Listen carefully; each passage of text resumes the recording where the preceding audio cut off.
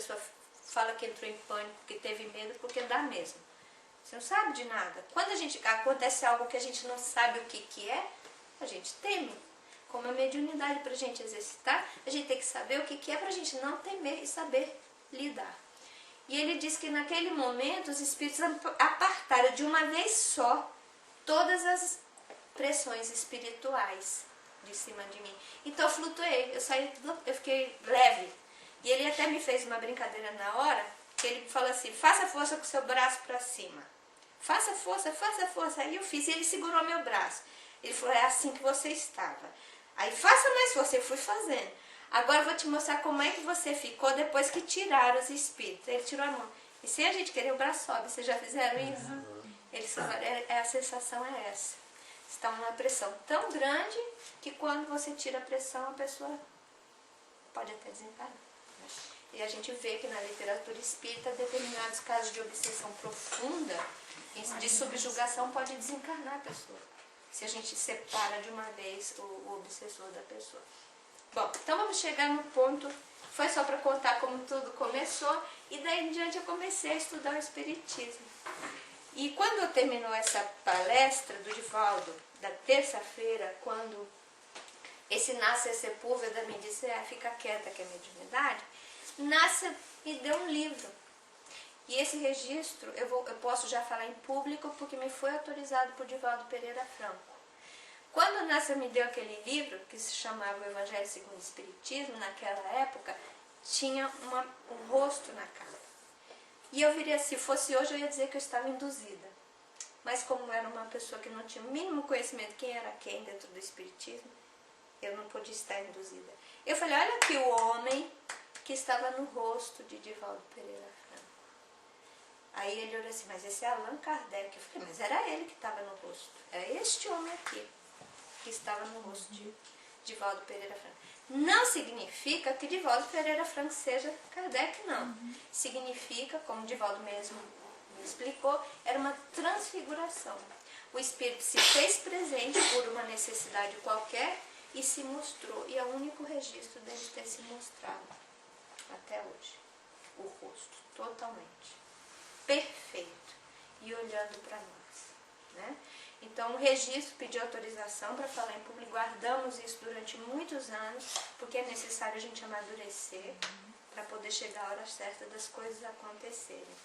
E por isso nosso centro é Allan Kardec, né? Pela presença muito bondosa deste homem nas nossas vidas como o codificador do Espiritismo e como alguém que se mostrou presente no momento de dor profunda da nossa vida.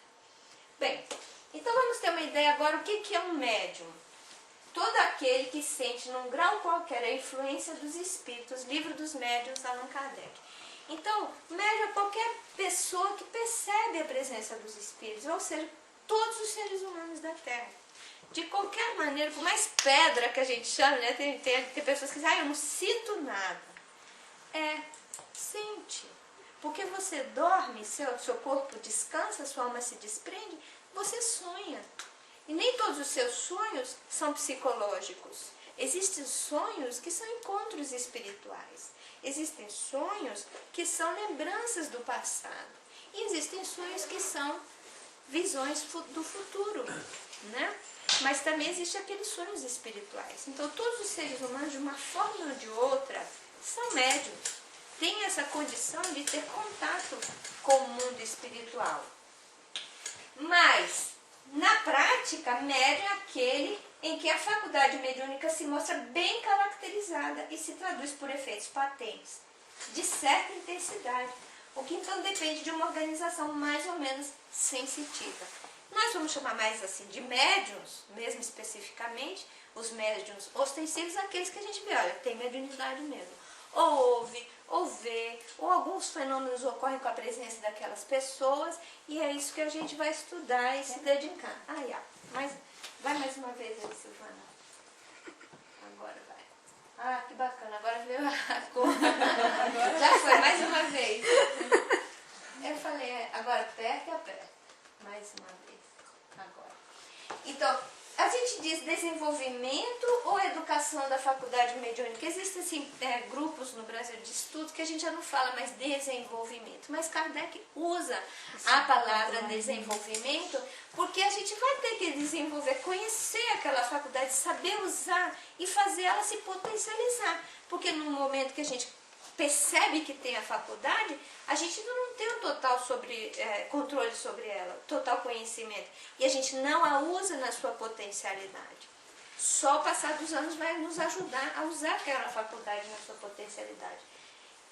Então, nós chamamos educação da mediunidade porque a gente vai ter que aprender a lidar com aquilo, botar ordem, educá-la sim, porque ela tem que estar sob o nosso controle.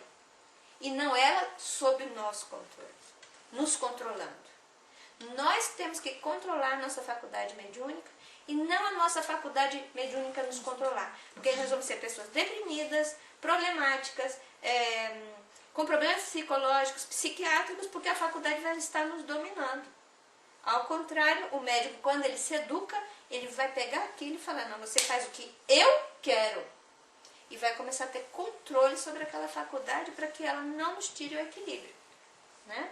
Por isso, disciplina, disciplina, disciplina. Dia certo, lugar certo, hora certa. De se exercitar a faculdade. Senão ela faz o que quiser com a gente no meio da rua. Né? E faz mesmo. Então a faculdade depende do nosso organismo, podendo ser desenvolvida quando exista o princípio. Você vê, a faculdade de vidência, ela precisa de muito exercício. Até você começar a ver, você vai tendo que desenvolver isso gradualmente. Nem todos os médios vão ver. Porque cada um tem uma potência diferente do outro. Cada um tem um tipo de mediunidade diferente. A mediunidade é que nem digital, cada um tem a sua. Né? Então não existe assim, uma regra fixa. Ah, quem vê assim, quem ouve assim, quem incorpora assim. Telefone. Bom. Então a gente vai ver que essa faculdade nasce com a gente. Né? Então vem no corpo, em determinada época da nossa vida ela pode aparecer. Pode ser na infância, pode ser na fase juvenil, pode ser na fase da maturidade, e seja lá quando for, ela pode chegar em forma de desequilíbrio, ou simplesmente a pessoa começa a desenvolver a potencialidade naturalmente sem desequilíbrio nenhum. Participa de um grupo, né? Vamos dizer se seja espírita ou não. Não é só no espiritismo que existem médiuns. Existem médiuns fabulosos em todas as religiões. Aquelas pessoas inspiradíssimas que vão fazer uma prece que a gente sente, puxa, fui para as alturas. Nossa, que pessoa que sabe orar, que sabe dar um conselho. Outros que têm um poder de cura, que a gente não... Só de chegar perto a gente já sente alegria, já sente a saúde voltando. Pessoas que amam a criatura humana com tanta força que são capazes de potencializar toda aquela mediunidade e fazer uma cura sem nunca ter feito nenhum estudo sobre espiritismo, nem nunca ter imaginado que é médium, que são os médiuns naturais, como Kardec classifica. Por que é necessário estudar a mediunidade? Aí entramos nós no espiritismo.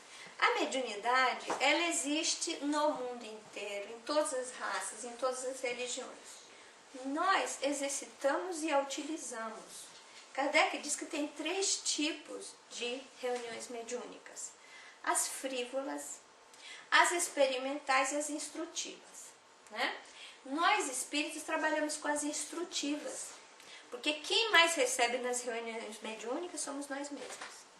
Muita gente diz que está indo para a reunião mediúnica fazer caridade, está errado. Está indo receber a caridade. Muito profundamente está indo receber a caridade.